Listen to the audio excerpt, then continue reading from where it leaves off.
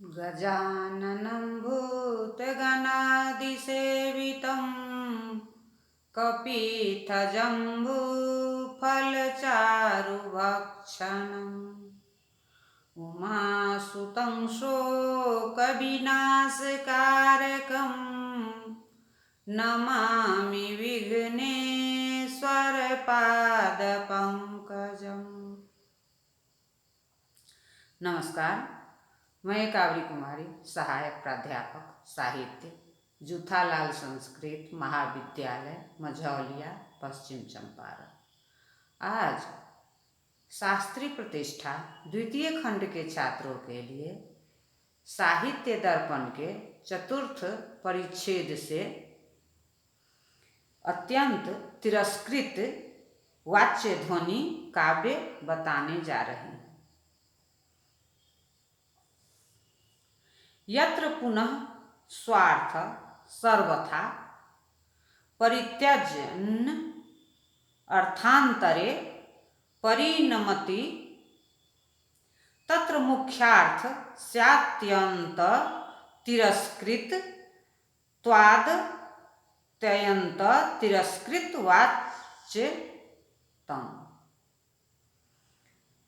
वाच्य त्वं यथा निःश्वासान्ध इवादर्श चंद्रमान प्रकाशते। अत्रांध शब्दो मुख्यार्थे वाधिते प्रकाश रूपमर्थ बोधयति। अप्रकाशति सयश्च व्यंग्यः अंधत्वा प्रकाश त्वयोः सामान्य विशेष भावा नार्थांतर संक्रमित वाच्यत्वम्।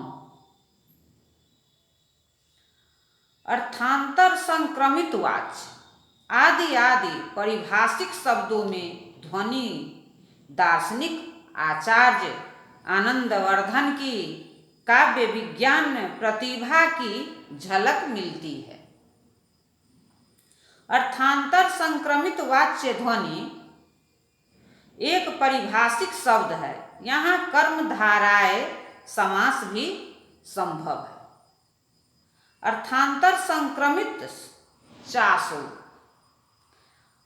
वाच्यश्च अर्थांतर संक्रमित वाच्यः तस्य तत्संबंधित्वेन ध्वनि अर्थांतर संक्रमित वाच्य ध्वनि। और बहुव्रीहि समास भी अर्थांतरे संक्रमितं वाच्यमस्ति यस्य सो अर्थांतर संक्रमित वाच्यस्य चासौ ध्वनिश्च अर्थांतर संक्रमित वाच्य ध्वनि। कर्मधाराय समास में अर्थांतर संक्रमित वाच्य ध्वनि का अभिप्राय यह है। यहाँ कर्मधाराय समास भी संभव है।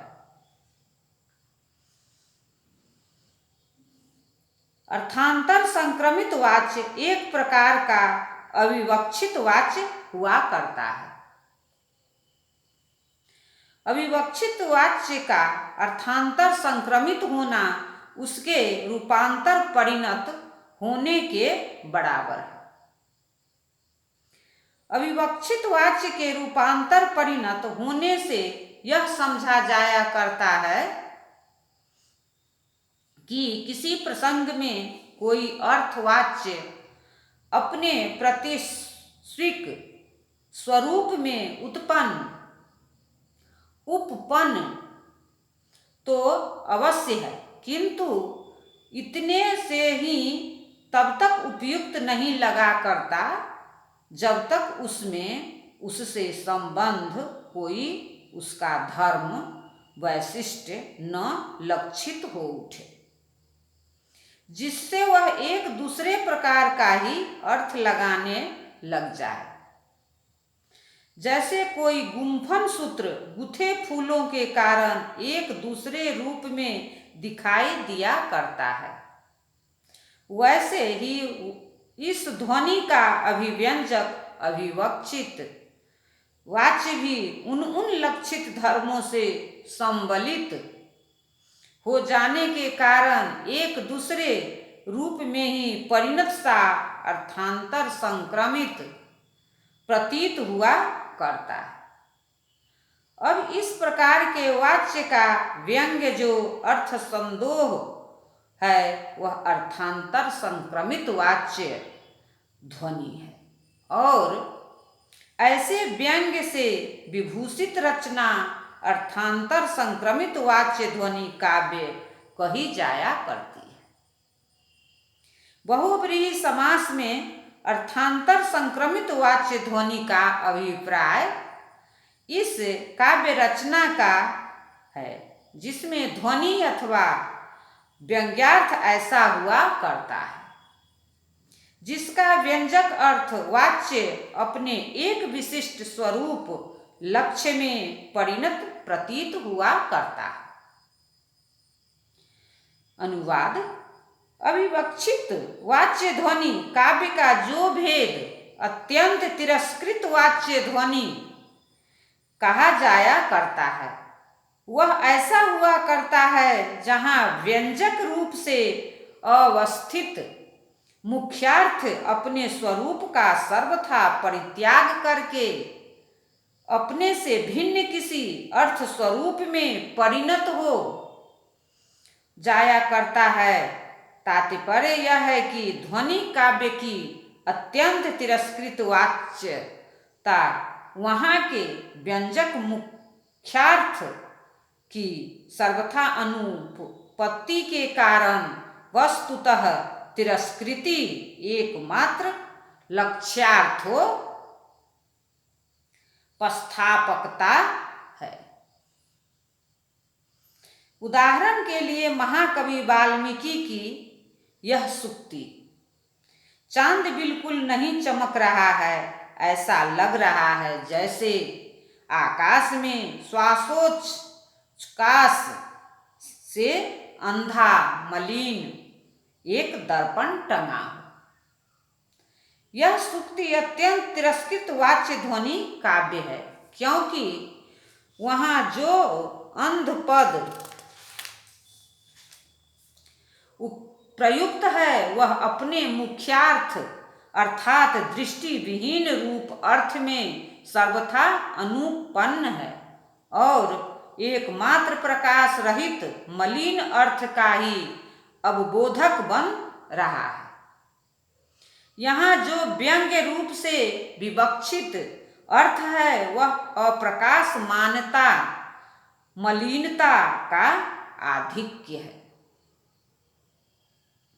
अभिधा मूल ध्वनि में लक्षणा मूल ध्वनि का भ्रम और उसका निवारण, यथा ब्रह्मधमीय विस्तथो सो सुनो अज मारियो देन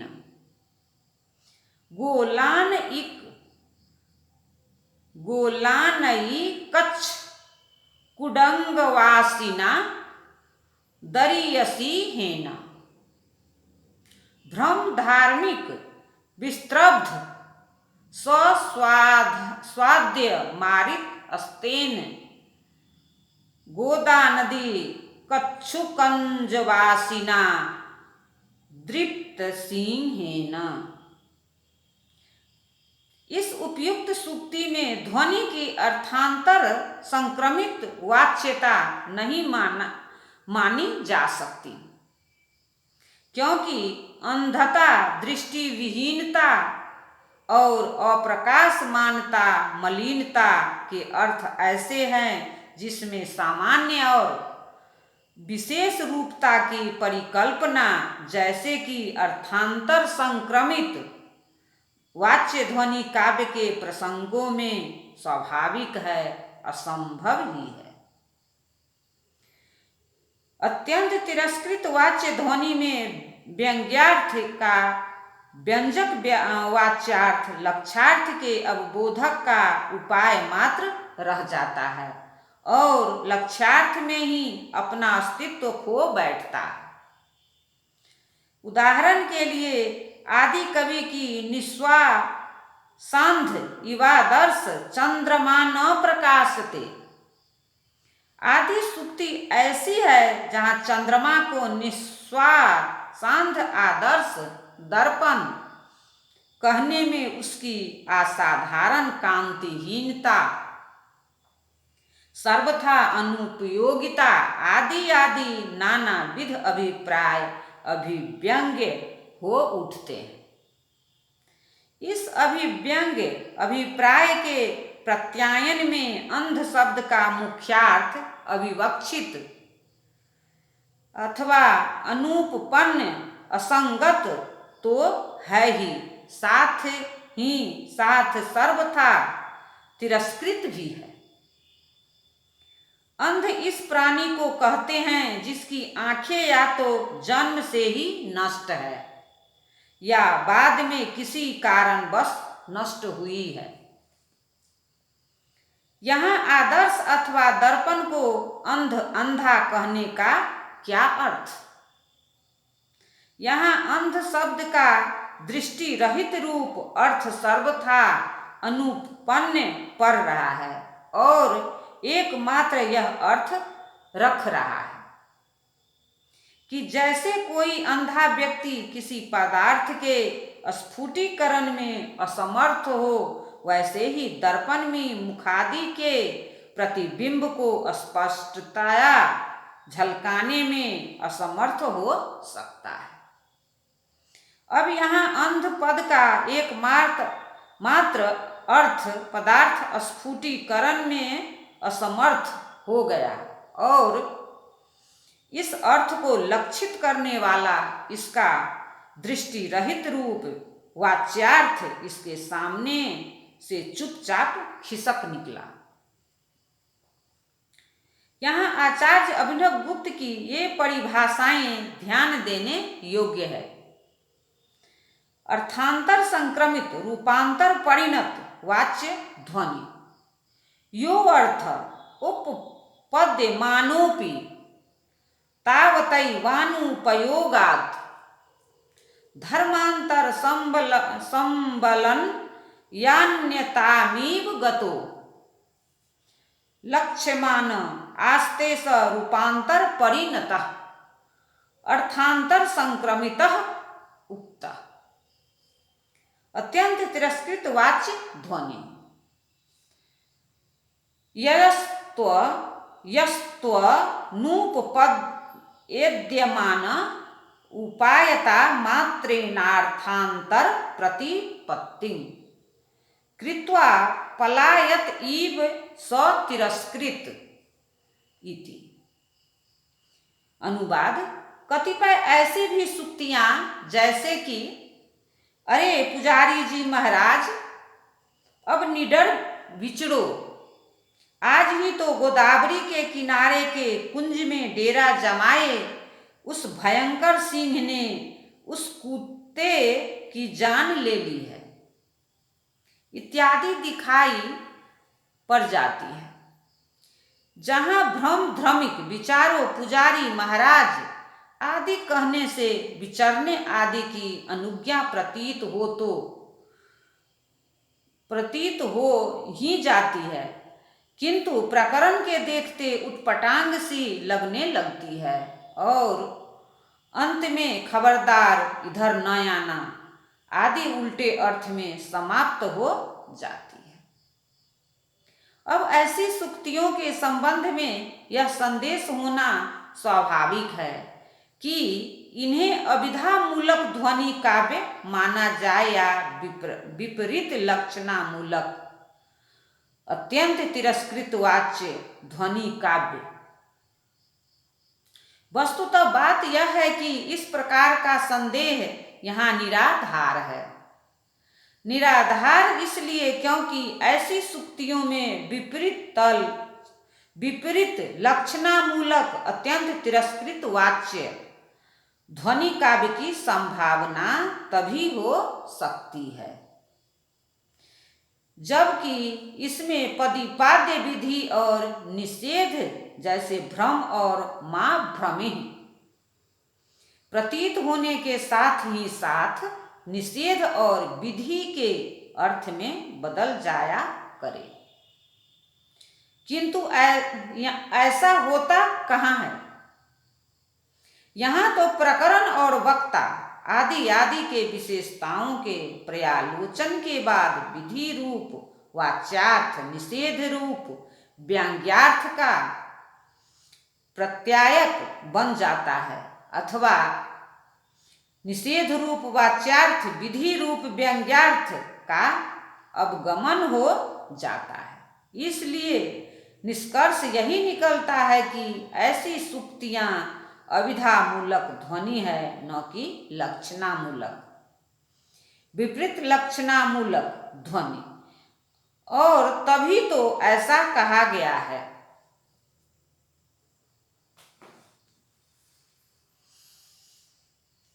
लक्षणा और अविधामूलक ध्वनि प्रसंगों के संबंध में यह जानना आवश्यक है कि कहीं तो मुख्यार्थवाद के बाद अन्वय बोध हुआ करता है और कहीं अन्य बोध के बाद मुख्यार्थवाद पहली संभावना अर्थात मुख्यार्थवाद के बाद अन्वय बोध में तो मुख्यार्थवाद में अविधामूलक ध्वनि की। अनुवाद लक्षणामूलक ध्वनि के भी ये दोनों भेद परस्पर भिन्न भिन्न रूप के हैं।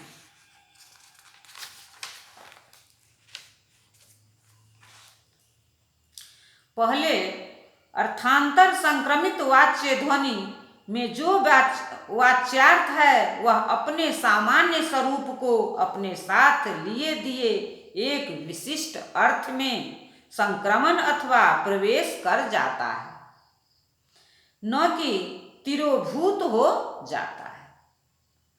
इसलिए यहाँ जो व्यंग्यार्थ की उत्थापिका लक्षणा हुआ करती है वह अजहत स्वार्था उपादान लक्षणा वृत्ति मानी जाया करती है।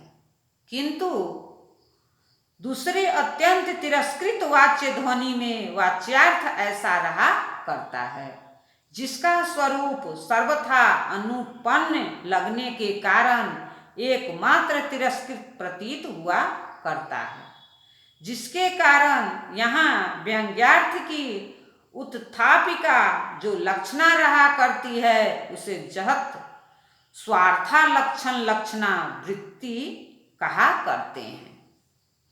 अर्थांतर संक्रमित वाच्य ध्वनि उपादान लक्षणामूलक ध्वनि है और अत्यंत तिरस्कृत वाच्य ध्वनि लक्षणामूलक ध्वनि। उपादान लक्षणा अजहत स्वार्थ वृत्ति मूलक ध्वनि में तो वाच्यार्थ अनुपयुक्त हुआ करता है और लक्षणा जहत स्वार्थावृत्ति मूलक ध्वनि में अनुपपन्न। अर्थांतर संक्रमित वाच्य ध्वनि में वाच्यार्थ की अनुपयुक्तता की दो अवस्थाएं हैं, पुनरुक्तवत प्रतीति और दूसरा किसी विशेषता के आधान की संभावना। इन दोनों अवस्थाओं में वाच्यार्थ व्यंजकता की महिमा से एक ऐसे अर्थ में संक्रमित अथवा परिणित कर दिया जाया करता है जो कि लक्ष्य रूप अर्थ हुआ करता है और जिसमें उपयुक्तता भी स्पष्ट प्रतीत हुआ करती है। उभयत्रापि वाच्यमर्थांतरे उपयोगिनी लक्ष्य तावच्छेद के संक्रमित माश्रत्वेन परिणमित वाच्योपर्थो रूपांतरेण लक्ष्यत इत्यर्थः।